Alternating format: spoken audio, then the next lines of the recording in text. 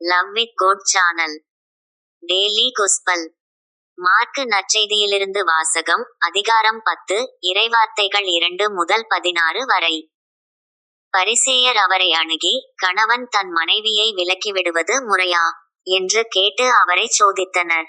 அவர் அவர்களிடம் மறுமொழியாக, மோசே உங்களுக்கு இட்ட கட்டளை என்ன என்று கேட்டார். அவர்கள், மோசே மணவிலக்குச் சான்றிதழ் எழுதி அவரை விலக்கிவிடலாம் என்று அனுமதி அளித்துள்ளார் என்று கூறினார்கள். அதற்கு இயேசு அவரிகளிடம், உங்கள் கடின உள்ளத்தின் பொருட்டே அவர் இக்கட்டளையை எழுதி வைத்தார்.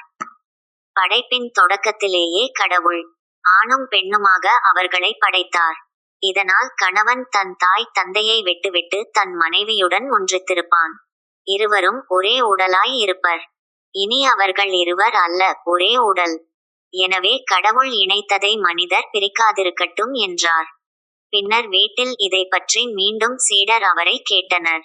இயேசு அவர்களை நோக்கி, தன் மனைவியை விலக்கிவிட்டு வேறொரு பெண்ணை மணப்பவன் எவனும் அவருக்கு எதிராக விபசாரம் செய்கிறான். தன் கணவரை விலக்கிவிட்டு வேறொருவரை மணக்கும் எவளும் விபசாரம் செய்கிறாள் என்றார்.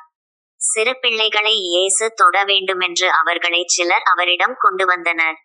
சீற்றோ அவர்களை அதட்டினர். இயேசு இதைக் கண்டு கோபம் கொண்டு, சிறு பிள்ளைகளை என்னிடம் வர விடுங்கள், அவர்களை தடுக்காதீர்கள், ஏனெனில் இறையாட்சி இத்தகையோருக்கே உரியது.